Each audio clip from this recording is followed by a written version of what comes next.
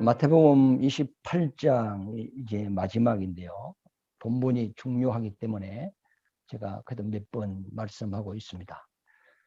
하나님의 말씀을 빛이라고 합니다. 빛 받은 자는 하나님을 안다는 뜻이죠. 어두움은 아무것도 보이지 않지만 빛이 있으므로 우리가 볼 수 있는 것 같이 하나님을 아는 말씀을 받음으로써 우리가 하나님을 알게 됩니다. 하나님은 영이시라 우리가 볼 수가 없지만 그분은 영원한 존재이십니다. 자기 존재를 말씀으로 계시를 하셨는데 하나님의 사랑과 또 하나님의 하실 일과 계획, 비밀 이런 부분들을 계시를 한 거죠. 그러므로 우리가 하나님을 알게 되었고 영적인 세계를 이제 믿게 되는 겁니다.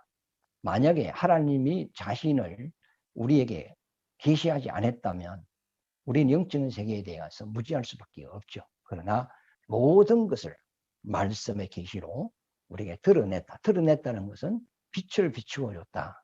그런 의미가 됩니다. 우리가 눈을 떴다고 해서 사물을 볼 수 있는 것이 아니고 빛이 있어야 볼 수 있단 말이죠.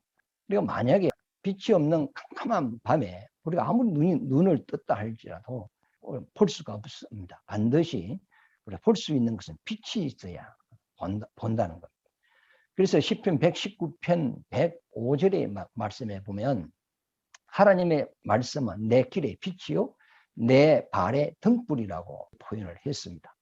등불은 밤에 비추는 겁니다. 우리가 시골에서 어두울 때 이 등불을 들고 이렇게 갑니다. 불빛이 없으면 밤길을 걸어갈 수가 없어요.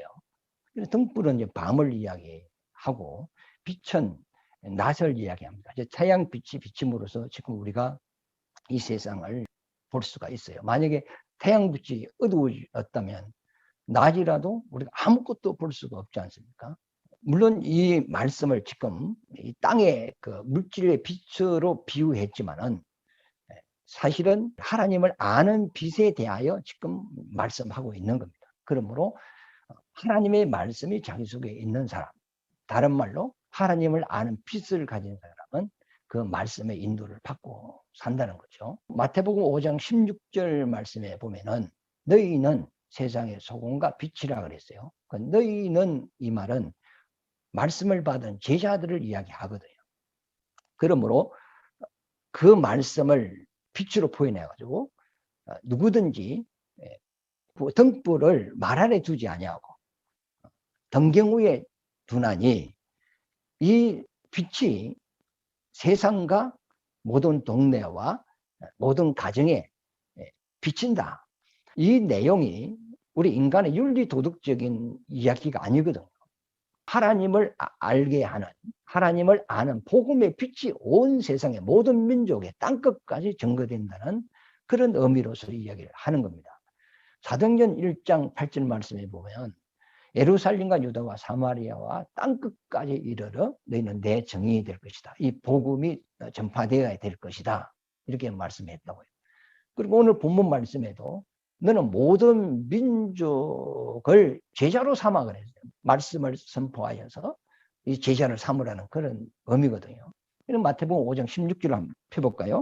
13절부터 보면 너희는 세상의 소금이니 소금이 만일 그 맛을 잃으면 무엇으로 짜게 하리요. 후에는 아무 쓸데없어 다만 밖에 버려져 사람에게 밟힐 뿐이니라. 14절에 너희는 세상의 빛이라. 산 위에 있는 동네가 숨겨지지 못할 것이요. 사람이 등불을 켜서 말 아래 두지 아니하고 등경 위에 두나니 이름으로 집안 모든 사람에게 비치느니라 그랬어요. 14절에 보면 세상의 빛이라 그렇게 말을 했고 동네에 숨겨지지 아니하리라. 모든 세상과 또 모든 동네 이야기하죠. 15절에 보면 집안 모든 사람에게 비치느니라. 집안에 비친다는 것은 우리 이웃에게도 비친다는 것이고 이웃에게 비친다는 것은 동네에게 비추는 걸 이야기한단 말이에요. 그러면 이 동네가 비춰진다는 것은 온 세상에 이 빛이 비춰진다는 의미인데 이것은 복음이 온 세상에 전파된다는 그런 의미가 됩니다. 이게. 그러니까 우리가 여기서 그 착한 행실 16절에 보면 너희 착한 행실을 보고 하늘에 계신 너희 아버지께 영광을 돌리라고 했는데 이 착한 행실을 사람들이 사람의 선하고 착하고 그런 옳은 행실로 우리가 이해를 해버리기 때문에 오늘 본문이 제대로 이해가 안 되는 거죠. 이 착한 행실이라는 것은 어둠에 있는 자기가 영적인 존재인 것도 모르고 죄인인 것도 모르고 하나님의 형상의 모양대로 지음을 받았으나 하나님이 누구신가를 모르고 자기 존재 자체를 몰라요. 어디서 와서 무엇을 한다가 어디로 가는 줄도 전혀 모르는 어두운 가운데 있는 사람에게 복음의 빛을 비추어서 하나님도 알게 하고 또 내세가 있고 지옥도 있고 심판도 있고 천국도 있고 사람의 영적인 존재다. 죄인이었다. 그러나 하나님이 예수님을 보내서 우리 죄를 용서하시고 우리를 구원하셨다는 이 복음을 그들에게 비추어 줌으로써 그들이 하나님을 알고 또 그 주님의 은혜를 받아들여서 구원을 받아 천국 가게 된 것. 이것이 이게 착한 행실이단 말이죠. 그러니까 죄에서 그 영혼을 구원하는 것보다 더 옳은 행실, 더 착한 행실은 없다는 겁니다. 그러니까 말씀을 받은 사람, 너희는 세상의 빛이라. 너희는 제자들을 이야기하고 예수님의 제자들이 하나님의 말씀을 받았단 말이에요. 그 말씀의 빛이라는 겁니다. 그 말씀을 비추어야 된다는 거죠. 제자들이 주님께 받은 속죄와 구원과 생명과 천국에 대한 하나님으로부터 말씀을 받았단 말이에요. 그 받은 것을 내가 이웃에게 전파하는 것을 빛을 비춘다는 거예요. 그들에게 알게 한다는 거죠. 그리고 그들이 그 말씀을 듣고 믿게 하는 것. 이것이 옳은 행실이고 착한 행실이고 그 영혼을 지혜서 구원해서 천국 가게 하는 것보다 더 큰 착한 행실이 없다 이 말입니다. 그래서 너희의 착한 행실이라는 것은 복음을 전하는 것을 말을 하고 있는 거예요. 그래서 많은 사람들이 이제 구원을 받게 한다 이런 의미가 되는 거예요. 그래서 오늘 본문 말씀에 너희는 모든 민족을 제자로 삼아 아버지와 아들과 성령의 이름으로 세례를 주고 내가 너희에게 분부한 것을 가르쳐 지키게 하라. 주님이 우리에게 분부한 말씀이 있다는 겁니다. 이것을 가르쳐 지키게 하라는 겁니다. 그러면 이것을 전파하면 그 믿으면 구원을 받는 것이고 꼭 구원을 받은 사람이 또 하나님의 말씀을 알면 그의 제자가 되는 것이고 또 그들이 이 복음의 자기 속에 있는 복음의 빛을 비춤으로써 또 많은 사람들을 구원하고 이 일을 하도록 예수님께서 제자들에게 분부한단 말이죠. 성경에 보면 열국 중에서 이스라엘 백성을 하나님이 택하였어요. 택하여서 그들에게 언약의 말씀을 줬어요. 그러고 난 이후에 이스라엘은 이방에 비치는 빛으로 삼았다 그랬거든요. 빛은 반드시 등경 위에 둬야 돼요. 많은 사람에게 비춰야 돼요. 말 아래 두면 안 된다. 반드시 말씀을 받은 사람은 그 말씀을 드러내야 돼요. 증거해야 되고 비춰야 된다는 그게 사명이거든요. 그래서 열국 중에 하나님이 이스라엘을 택하여 그들에게 언약의 말씀을 주고 그 이스라엘을 통하여서 전 열방의 하나님이 여호와가 누구신가를 증거하는 족속으로 삼은 겁니다. 그래서 이스라엘 백성을 애굽에 집어였죠. 그래서 애굽에 들어가서 사담만에 나오는데 그 애굽의 여호와를 누구신가를 알게 하죠. 그 다음에 가나안에 집어여서 가나안 7족속에게 여호와를 알게 하고 그 다음에 바벨론으로 집어였고 그 다음에 페르시아로 집어였고 그 다음에 헬라로 집어였고 그 다음에 로마로 집어였단 말이에요. 그리고 로마가 이스라엘을 식민지로 삼을 때 예수님이 오셨잖아요. 그리고 난 이후에 예수님이 공생을 통하여 제 문제 해결하고 부활하여 산을 보좌에 앉으시고 성령이 오셔서 온 세상의 복음이 또 전거될 때 주 70년에 이스라엘이 또 망해가지고 전 유럽으로 싹 퍼져버렸어. 나라가 없어져 버렸단 말이죠. 여호와의 언약을 가진 유대인들이 온 유럽 쪽으로 세상에 퍼져버렸단 말이에요. 지금은 미국에 가장 많이 살고 있다 그러잖아요. 그러니까 이스라엘 역사를 보면 그들은 청청민이 아니에요. 그들은 유목민인데 하나님의 말씀을 받음으로써 하나님은 그 백성을 계속 온 세상에 다 흩었어요. 집어였다가 뺐다가 집어였다가 뺐다가 하면서 이방의 여호와가 누군가를 알게 했단 말이죠. 왜? 말씀을 받은 사람은 그 빛을 숨겨놓으면 안 되거든요. 비추어야 되거든요.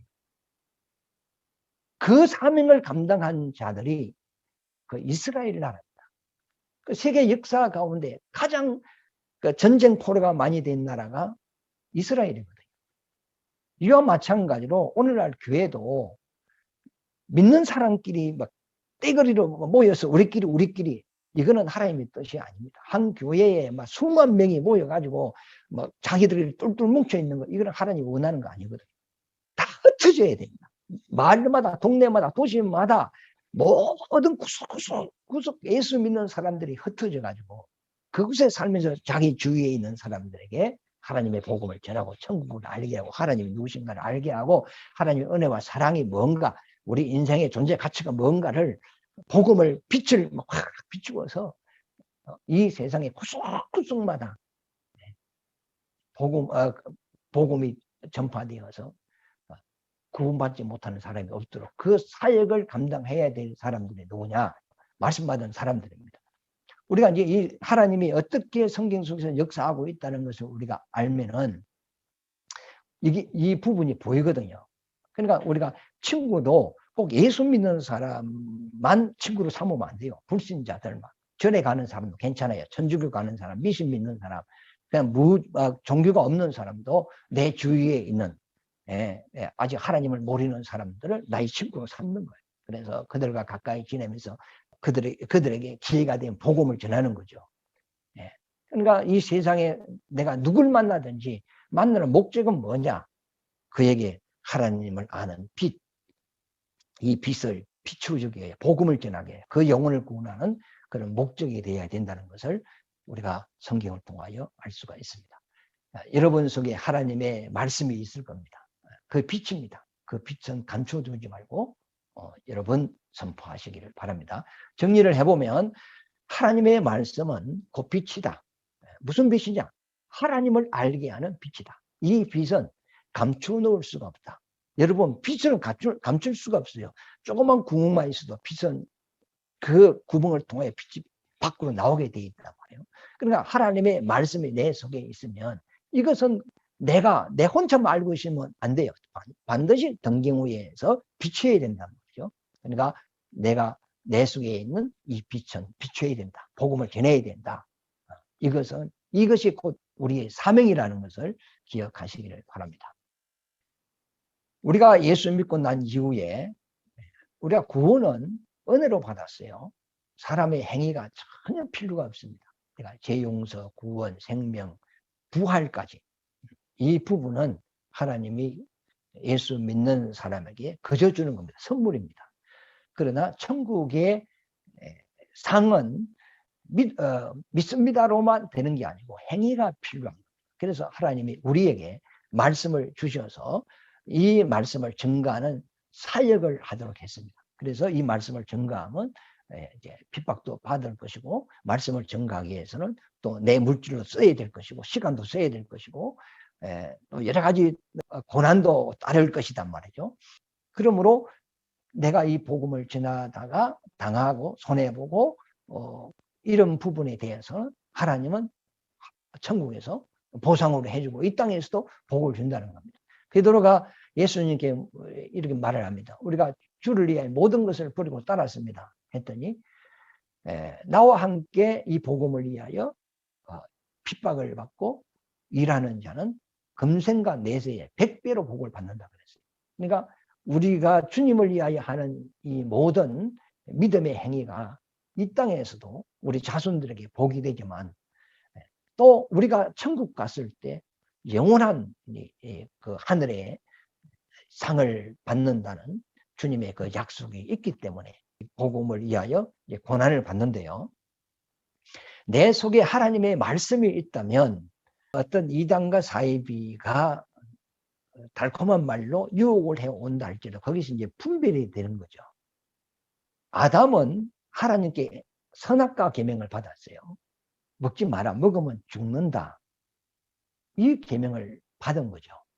그러나 왜 안 먹어야 되는가에 대해서는 아담은 몰라요. 내가 이 계명을 지키면 그 다음에 하나님이 내게 무엇을 줄 것이라는 것을 아담은 모르는 거예요. 그 지식을 아직 하나님으로부터 받지를 못했어요. 단지 선악과를 먹으면 죽는다. 이 계명만 받은 거예요. 그러면 이 계명을 그대로 지키면 그 다음 뜻이 이제 아담에게 올 수 있는데 그 지식이 없으니까 마귀가 이제 아담에게 와가지고 왜 안 먹느냐, 먹으면 너도 하나님같이 눈이 밝아지고 너도 스스로 살 수가 있다, 하나님같이 된다 하니까 그러면 그 달콤한 말에 넘어가 버린 거거든요. 만약에 아담이 내가 이 선악과 계명을 지켰을 때 하나님께서 내게 영원한 생명을 주실 것이다, 이걸 알았더라면 마귀의 유혹을 이길 수가 있습니다. 내가 이걸 지키면 하나님의 무엇을 준다, 이걸 아는 지식이 있다면 이걸 지킬 수 있어요. 그러나 그 다음에 내게 하나님이 무엇을 준다는 그걸 알지 못할 때는 내가 왜 계속 이걸 지키고 있어야 되냐, 지켜야 된다는 그 어떤 의미를 모르니까 더 달콤한 유혹이 오면 넘어갈 수밖에 없다. 만약에 아담이 이 계명을 지켰다면 그 다음에 줄 것은 생명나무 과일이죠. 예? 그래서 아담이 타락함으로써 그 생명과 과일로 가는 그 길을 막았죠. 왜? 이걸 먹고 영생할까 하느라 해서 이걸 막았다. 그러면 만약에 이걸 계명에 계속 순종했더라면 영생을 알게 하는 이 과일을 아담에게 줬다는 거죠. 그러면 그 영생의 말씀을 알았다면 받으면 마귀가 어떠한 유혹을 한다 할지라도 아담은 안 넘어갑니다. 그것을 지각이라는, 성경에는 지각이라는 표현을 썼고 명철이라는 말을 썼어요. 지각은 그 지식을 가지고 깨달았다는 의미거든요. 깨닫는데 명철, 밝히 깨달았다는 겁니다. 지금 우리도 그래요. 예수 믿고 우리가 구원을 받았어요. 구원을 받았는데 이 구원 이후에 우리에게 하나님이 주실 그 영광이 무엇인가를 아는 지식이 있는 사람은 마귀가 어떤 유혹을 한다 할지라도 이 믿음을 지켜나갈 수가 있어요. 그러나 예수 믿으면 구원 받는다, 나는 예수 믿었다, 그럼 구원 받았다, 그러면 이 수준에 머물러 있고 그 후에는 하나님을 아는 지식이 전혀 없다면, 하나님의 비밀을 모른다면, 하나님의 사랑을 모른다면, 하나님이 우리에게 주신 유업이 무엇인가를 모른다면, 우리가 예수님 같이 부활해서 하나님 같이 되는 그 영광을 모른다면 내가 지금 구원받은 이것이 그리 큰 가치가 있다는 걸 사람들이 모르기 때문에 믿음 생활하다가 어려움이 오면 타락할 수가 있다. 그러므로 예수 믿고 말씀을 받은 자와 말씀이 아직 그 속에 있지 않는 자는 이 상당한 차이가 있는 거거든요. 아는 자와 모르는 자. 법을 공부해가지고 법적인 지식이 있는 사람에게 사기꾼이 법적으로 사기를 칠 수가 없습니다. 양봉하는 사람에게 가짜 꿀을 갖다가 팔 수가 없어요. 왜? 그 사람은 금방 분별해버리기 때문에. 사람들이 물건을 살 때 그 물건에 대한 지식이 없는 사람은 비싼 걸 삽니다. 비싼 것은 그만큼 가치가 있다는 것으로 사람들이 생각을 해요. 그게 고정관념이거든요. 그럼 싼 것은 비지떡이다 그래요. 우리가 뭐 싼 거 사봤자 그게 좀 금방 망가지고 그만큼 오래 쓸 수가 없어요. 근데 돈을 좀 비싸게 주고 사면 그래도 그게 오래 쓰고 또 그게 또 괜찮아요. 그러니까 사람이 어떤 고정관념, 이게 무섭거든요. 그래서 5만원짜리 물건을 내놨더니 사람들이 안 사가요. 그런데 이것을 30만 원을 딱 가격을 매겨놓으면 야, 좋다고 그걸 사간다는 거예요. 그런데 100만 원짜리를 10만 원 가격으로 붙여놓으면 사람들이 뭐 하자가 있는 걸로 생각하고 그렇게 가치 없는 것으로 생각해서 그걸 안 산다는 거예요. 그게 이제 사람의 고정관념이라 하거든요. 이와 마찬가지로 이 세상에 짝퉁이 많고 잘못된 게 많잖아요. 참기름도 가짜가 있고 고춧가루도 가짜가 있고. 그러니까 이걸 구분할 수 있는 지식이 있는 사람은 그걸 구분하여 살 수 있는데 지식이 없는 사람이 분별이 안 되는 거 아닙니까? 이와 마찬가지로 영적인 것도 이게 잘못된 거짓 선지자들이 엄청 많거든요. 하나님의 정확한 말씀을 내리는 것보다는 하나님과 뜻과 상관없는 말씀을 내리는 것이 더 많다고 봐야 돼요. 이 세상에 참된 것이 많습니까? 가짜가 많습니까? 가짜가 훨씬 많거든요. 세상 자체가 막 거짓된 거니까. 마귀가 역사가 있고 막 귀신이 막 있는 곳이니까. 마귀는 거짓의 아비라 하잖아요. 그러면서 예수님께서 너희는 너희 아비 마귀를 닮아서 너희도 거짓말을 하는 도다 했지 않습니까? 인간들이 참말을 하는 것 같아도 진실되지 않는 말을 하는 게 너무 많거든요. 그것을 우리가 이제 이 세상도 그런데 우리가 영적 생활을 하면서 이것을 이제 구분할 수 있는 것이 뭐냐? 하나님의 말씀이 내 속에 있어야 돼. 빛이 있어야 그걸 구분할 수 있다는 거예요. 영분별의 은사라고 사람들이 고린도전서 12장에 하는데, 그러면 가만히 있으면 영이 팍 분별이 되는 줄 알아요. 그거는 점쟁이들이 하는 것이고요. 영을 분별하는 것은 하나님의 말씀으로 분별하는 거예요. 내 속에 하나님의 말씀이 없으면 그걸 말씀의 빛이 없이는 그걸 분별할 수가 없습니다.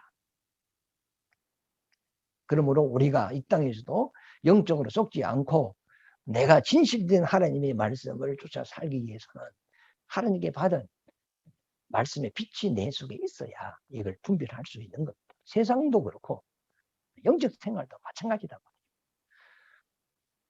예수님께서 제자들에게 내가 너희에게 분부한 것을 가르쳐 지키게 하라. 그 분부한 것이 뭐냐? 하나님의 말씀이에요. 하나님께서 제자들에게 말씀을 줬다는 거예요. 그것을 이제 너희는 모든 민족에게 전파해라. 빛을 비추어라. 이렇게 이야기하는 거죠. 자, 본문 말씀 다시 한번 보세요. 본문 말씀 19절부터 보면 그러므로 너희는 가서 모든 족속을 제자로 삼아 아버지와 아들과 성령의 이름으로 세례를 베풀고 내가 너희에게 분부한 모든 것을 가르쳐 지키게 하라. 볼지어다 내가 세상 끝날까지 너희와 항상 함께 있으리라 그랬어요. 그러니까 이 제자들에게는 하나님의 말씀이 있는데 3년 동안 예수님으로부터 가르침을 받았어요. 받았는데도 그게 무슨 말인지 몰랐어요. 이적을 보고 표적을 보고 죽은 자가 살아나고 예수님이 502의 역사를 일으키는 의미가 뭔가 그런 것을 무슨 뜻인지 몰랐어요.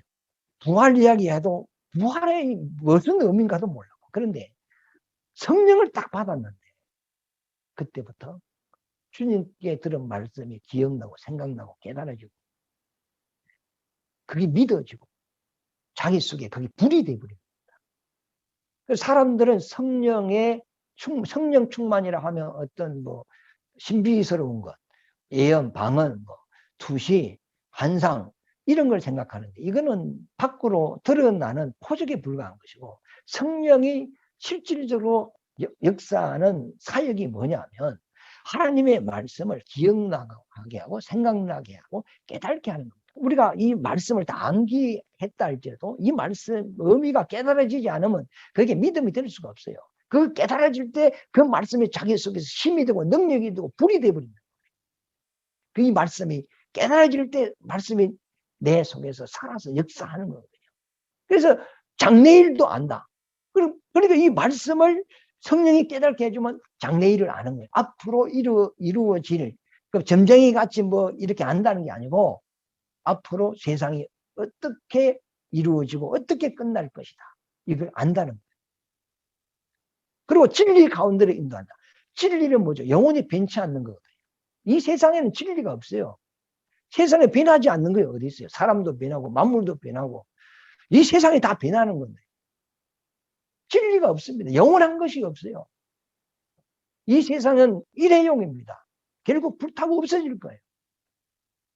진리가 뭐냐? 부활입니다. 우리가 부활해야 구원이 완성이 되고 부활해야 영생이 들어가고 부활해야 하늘나라를 유업으로 받을 수 있어요. 예수님이 부활의 첫째예요. 그분이 진리단 말이에요.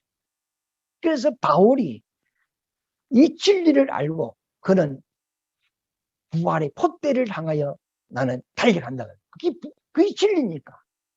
부활을 해야 영원한 세상에 이제 영생으로 들어갈 수 있으니까 나는 그 부활의 폿대를 향하여 달려간다. 그러니까 인생의 목적이 뭐냐? 부활입니다. 믿음의 마지막이 뭐냐? 부활입니다. 그때부터 이제 영생이 시작되는 겁니다.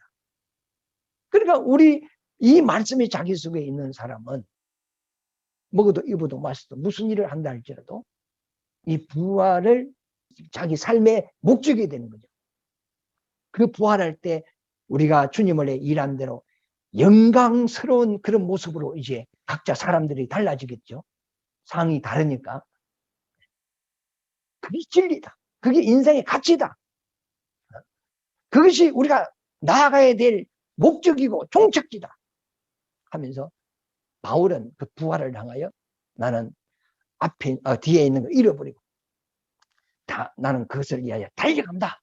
지금 내가 얻은 것도 아니고 취한 것도 아니고 아직 부활 안 됐다 이 말이죠. 앞으로 될 것이다 말이죠. 앞으로 될 그 부활을 향하여 달려간다고 바울은 자기 신앙 고백을 했습니다. 그러니까 성령이 오셔야 우리에게 장래일도 알게 하고 진리도 알게 한다. 또 하나님 말씀도 깨닫게 한다. 근데 이게 깨달아진 말씀이 내 속에서 살아서 운동력 있게 역사를 하기 시작한다. 그래서 하나님 말씀은 살았고 운동력이 있어 좌우의 날선 어떤 검보다도 예리하여 혼과 영과 간절과 보실 길을 쪼개기까지 하며 사람의 마음의 생각까지 감찰하신다.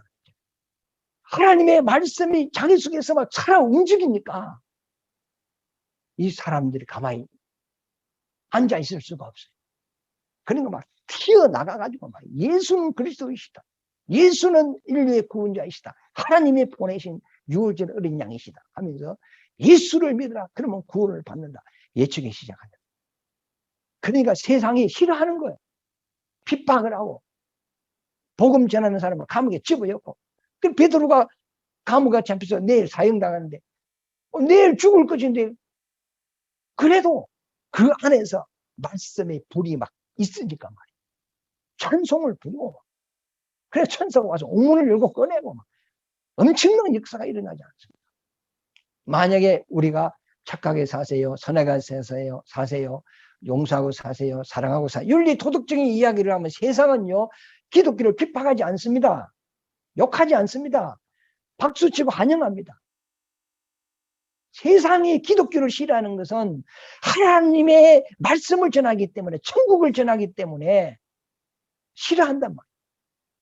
바울은 말씀 받은 사람으로서 상대를 볼 때 그 육체를 보지 않습니다. 영혼을 봤다고 했어요.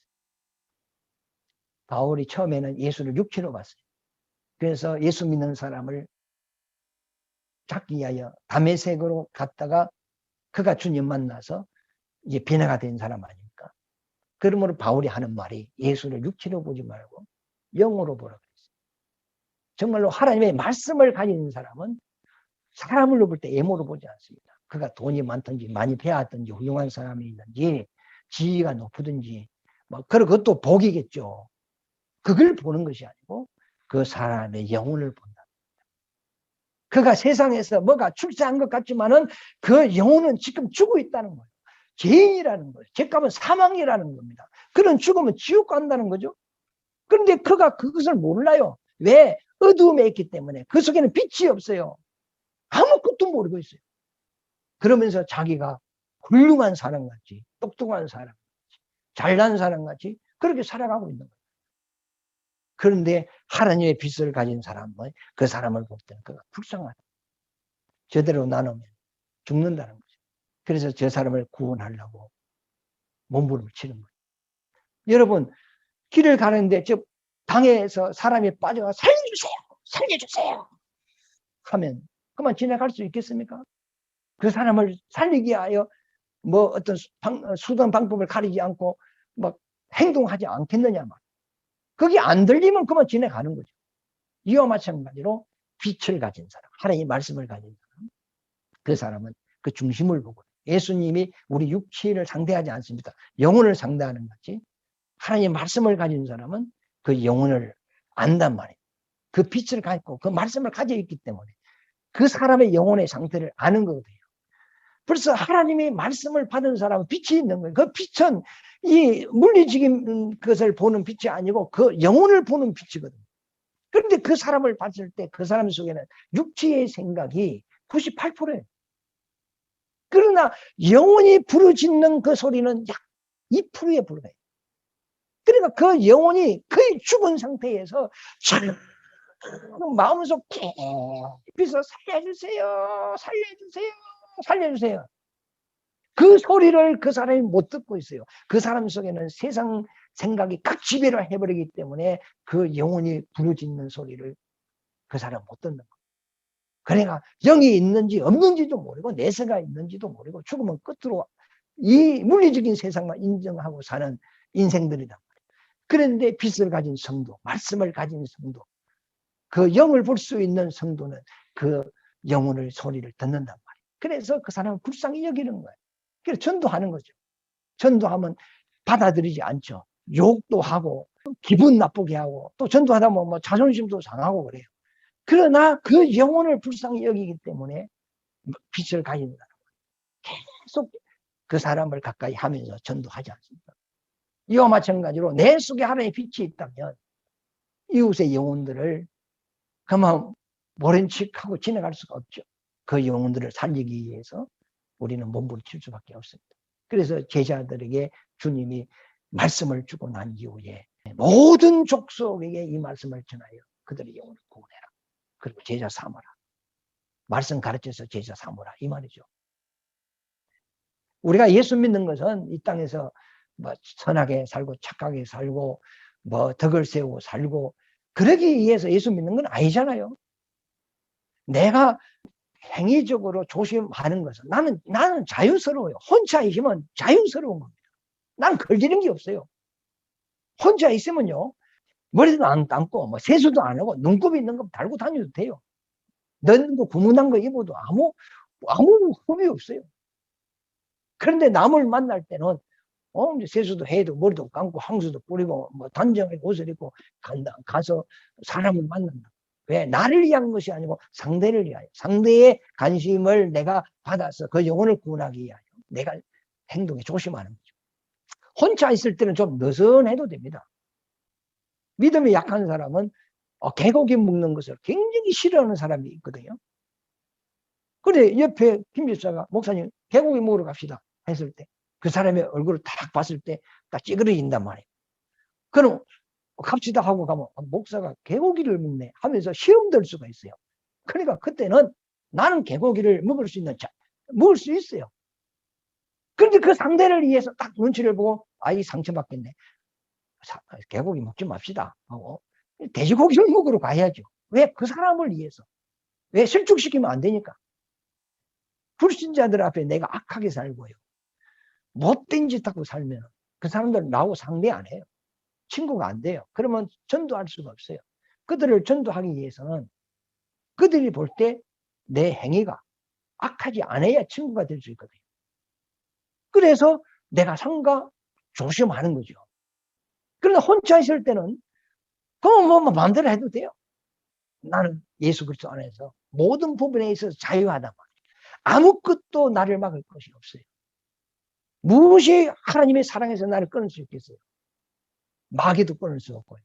음부도 끊을 수 없고 높음도 낮음도 그 무엇도 하나님의 사랑에서 나를 끊을 수 없어요. 그러나 내가 자유가 있지만 내가 조심하는 것은 혹시 나로 인하여 한 사람이 실족당할까 싶어서 나의 악한 행실로 인하여 구원받아야 될 사람이 구원받을 길이 막혀버릴까 싶어서 내가 상가 조심하는 거예요. 우리가 윤리 도덕적으로 살려고 예수 믿는 거 아니에요. 영혼을 구원하기 위하여 상가 조심하는 거다 말이죠. 그래서 이제는 우리가 말씀 받은 사람으로서 상대를 볼 때 그 육신을 보지 말고 그 영혼을 보시기 바랍니다. 그래서 그 영혼을 방치하면 지옥 갑니다. 하여튼 하나님이 내게 주신 이 말씀, 이 복음, 이것은 온 세상에, 온 동네에, 모든 가정에, 모든 사람에게, 모든 이웃에게, 나를 만나는 사람에게, 나를 만나는 모든 사람에게 이것을 전해야 되는 그 사명이 우리에게 있다는 것을 꼭 기억하시기를 바랍니다.